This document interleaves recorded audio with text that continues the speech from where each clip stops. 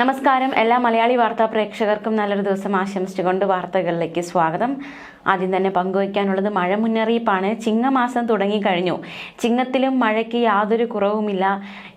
എല്ലാ ജില്ലകളിലും മഴ മുന്നറിയിപ്പുള്ള സാഹചര്യമാണ്. അന്തരീക്ഷമൊക്കെ ഒരു ചിങ്ങത്തിൻ്റെ ഒരു തെളിച്ചത്തിലേക്ക് അന്തരീക്ഷമൊന്നും എത്തിയിട്ടില്ല എന്നതാണ് ഏറ്റവും ശ്രദ്ധേയം.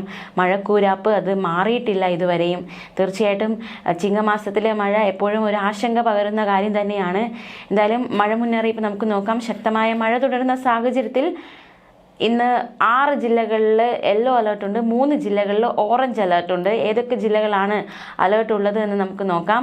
സംസ്ഥാനത്ത് ഇന്നും അതിശക്തമായ മഴ തുടരും. കാലാവസ്ഥ മുന്നറിയിപ്പ് പ്രകാരം ഇന്ന് 3 ജില്ലകളിൽ ഓറഞ്ച് അലർട്ടും 6 ജില്ലകളിൽ യെല്ലോ അലർട്ടും പ്രഖ്യാപിച്ചിട്ടുണ്ട്. വയനാട്, കണ്ണൂർ, കാസർഗോഡ് ജില്ലകളാണ് കേന്ദ്ര കാലാവസ്ഥാ വകുപ്പ് ഓറഞ്ച് അലർട്ട് പ്രഖ്യാപിച്ചിട്ടുള്ളത്. ഒറ്റപ്പെട്ട ഇടങ്ങളിൽ അതിശക്തമായ മഴയ്ക്കുള്ള സാധ്യതയാണ് പ്രവചിക്കപ്പെട്ടിരിക്കുന്നത്. ഇടുക്കി, എറണാകുളം, തൃശൂർ, പാലക്കാട്, മലപ്പുറം, കോഴിക്കോട് ജില്ലകളാണ് യെല്ലോ അലർട്ട് പ്രഖ്യാപിച്ചിരിക്കുന്നത്. ജാഗ്രതയോടെ ആയിരിക്കേണ്ടതുണ്ട്. മാത്രമല്ല, ശക്തമായ മഴ തുടരുന്ന ഈ ഒരു സാഹചര്യം അതുകൊണ്ട് തന്നെ പാലക്കാട് ജില്ലയിലെ എല്ലാ വിദ്യാഭ്യാസ സ്ഥാപനങ്ങൾക്കും ഇന്ന് അവധി പ്രഖ്യാപിച്ചിരിക്കുകയാണ് ജില്ലാ കളക്ടർ. കഴിഞ്ഞ ദിവസം തൃശ്ശൂർ വിദ്യാഭ്യാസ സ്ഥാപനങ്ങൾക്ക് അവധിയായിരുന്നു. ഇന്ന് പാലക്കാട് വിദ്യാഭ്യാസ സ്ഥാപനങ്ങൾക്ക് അവധി നൽകിയിരിക്കുകയാണ്. കനത്ത മഴയുണ്ട്, കാറ്റുണ്ട്, പല സ്ഥലങ്ങളിലും വെള്ളക്കെട്ടുമുണ്ട്.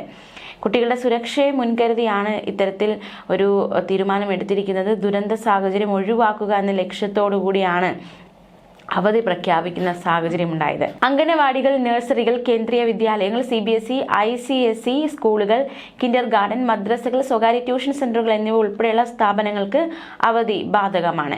കോളേജുകൾ, പ്രൊഫഷണൽ കോളേജുകൾ, മുൻകൂട്ടി നിശ്ചയിച്ച പൊതുപരീക്ഷകൾ, അഭിമുഖങ്ങൾ, നവോദയ വിദ്യാലയം, റെസിഡൻഷ്യൽ രീതിയിൽ പഠനം നടത്തുന്ന മോഡൽ റെസിഡൻഷ്യൽ സ്കൂളുകൾ എന്നിവയ്ക്ക് അവധി ബാധകമല്ല എന്നും അധികൃതർ അറിയിച്ചിട്ടുണ്ട്. അതേസമയം സ്കൂൾ പരീക്ഷകൾക്ക് അവധി ബാധകമാണ്. സുരക്ഷാ കാരണങ്ങൾ ഉള്ളതുകൊണ്ട് തന്നെ ടർഫുകളിലും മറ്റ് കളിക്കളങ്ങളിലും കളിക്കുന്നത് ഒഴിവാക്കാനും പാലങ്ങൾക്കും ജലാശയങ്ങൾക്കും സമീപത്തിൽ നിന്ന് സെൽഫി എടുക്കുന്നതിൽ നിന്നും വീഡിയോ ചിത്രീകരിക്കുന്നതിൽ നിന്ന് വിട്ടുനിൽക്കാനും നിർദ്ദേശിച്ചിട്ടുണ്ട്. നഷ്ടപ്പെടുന്ന അധ്യയന ദിവസങ്ങൾക്ക് പകരം പ്രവൃത്തി ദിവസങ്ങൾ ക്രമീകരിക്കാൻ വിദ്യാഭ്യാസ വകുപ്പ് നടപടിയെടുക്കണമെന്ന് ജില്ലാ കളക്ടർ അറിയിച്ചു. അതേസമയം ശക്തി കൂടിയ ന്യൂനമർദ്ദം ബംഗാൾ ഉൾക്കടലിന് മുകളിൽ വടക്കൻ ആന്ധ്രാപ്രദേശ്, തെക്കൻ ഒഡീഷ തീരത്തിന് മുകളിലായി സ്ഥിതി ചെയ്യുന്നുണ്ട്. അടുത്ത 12 മണിക്കൂറിൽ തീവ്ര ന്യൂനമർദ്ദമായി ശക്തി പ്രാപിച്ച് നാളെ രാവിലെയോടെ വടക്കൻ ആന്ധ്രാപ്രദേശ്, തെക്കൻ ഒഡീഷ തീരത്ത് എത്തിച്ചേരാൻ സാധ്യതയുണ്ട്. അറബിക്കടലിൽ തെക്കൻ കൊങ്കൺ മുതൽ വടക്കൻ കേരള തീരം വരെ ന്യൂനമർദ്ദപാത്തി നിലനിൽക്കുന്നുണ്ട്. വരും ദിവസങ്ങളിലൊക്കെ ഇടത്തരം മഴയ്ക്ക് സാധ്യതയുണ്ട്. മാത്രമല്ല, അതിശക്തമായ മഴയ്ക്കും 20-ാം തീയതി വരെ ഒറ്റപ്പെട്ട ശക്തമായ മഴയ്ക്കും സാധ്യതയുണ്ട്. 19 ഇന്ന് ഈ ദിവസം വരെ 40 മുതൽ 50 വരെ വേഗതയിൽ ശക്തമായി കാറ്റിന് സാധ്യതയുണ്ടെന്നും കേന്ദ്ര കാലാവസ്ഥാ വകുപ്പിന്റെ മുന്നറിയിപ്പ്. ജാഗ്രതയോടെ ആയിരിക്കണം. നദിയിൽ മഞ്ഞ അലർട്ട് പ്രഖ്യാപിച്ചിരിക്കുകയാണ്. അപകടകരമായ രീതിയിൽ ജലനിരപ്പ് ഉയരുന്നതിനാൽ ഇനി പറയുന്ന നദികളിൽ സംസ്ഥാന ജലസേചന വകുപ്പ് മഞ്ഞ അലർട്ട് നൽകിയിരിക്കുകയാണ്. ഈ നദികളുടെ തീരത്തുള്ളവർ ജാഗ്രത പാലിക്കണം. Thiruvananthapuram Vamanapuram Mylamoodu station, Pathanamthitta Achankovil, Kalleli Konni GD station, Manimala Thondra station, Thrissur Chalakudy Vettilappara station, Karuvannur Kurumali Karuvannur station ഇവിടങ്ങളിൽ യാതൊരു കാരണവശാലും നദികൾ ഇറങ്ങാനോ നദി മുറിച്ചു കടക്കാനോ പാടില്ല. തീരത്തോട് ചേർന്ന് താമസിക്കുന്നവർ ജാഗ്രത പാലിക്കേണ്ടതാണ്. അധികൃതരുടെ നിർദ്ദേശാനുസരണം വേണ്ട മുൻകരുതലുകളൊക്കെ സ്വീകരിച്ച് വളരെ ജാഗ്രതയോടെ ആയിരിക്കേണ്ടതാണ്.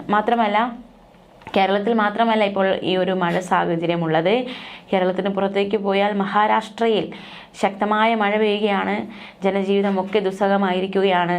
പലയിടത്തും വെള്ളക്കെട്ടുണ്ടാകുന്ന സാഹചര്യമുണ്ടായി. മഴക്കെടുതികളും രൂക്ഷമാകുന്ന സാഹചര്യം, അണക്കെട്ടുകൾ തുറന്നുവിടുന്ന സാഹചര്യമാണ് മഹാരാഷ്ട്രയിൽ നിലനിൽക്കുന്നത്.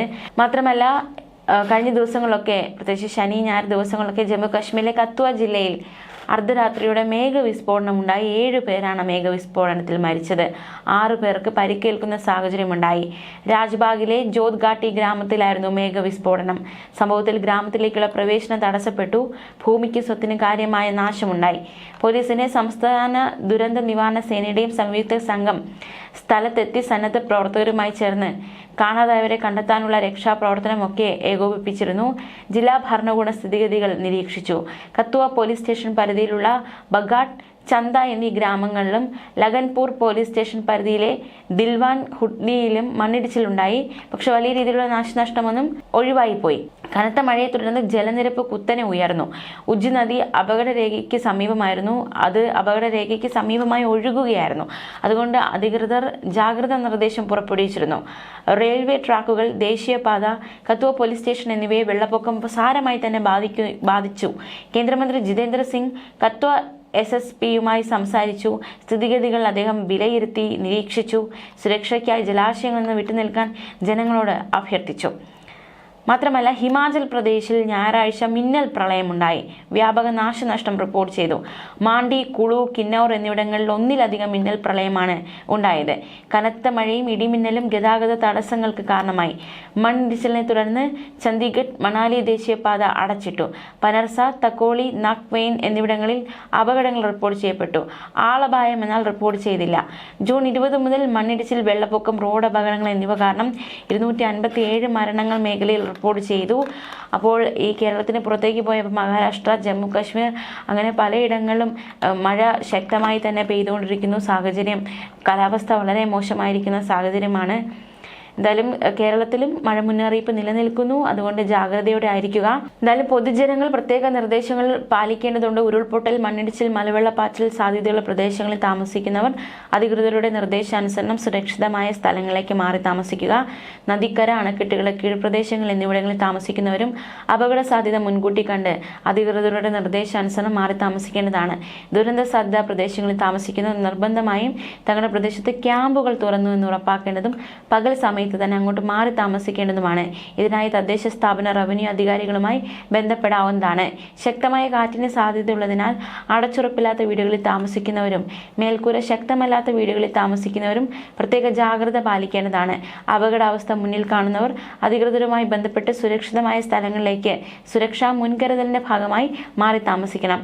കാറ്റിൽ മരങ്ങൾ കടപുഴകി വീണും പോസ്റ്റുകൾ തകർന്നു വീണും ഉണ്ടാകാനിടയുള്ള അപകടങ്ങളെ ശ്രദ്ധിക്കേണ്ടതാണ്.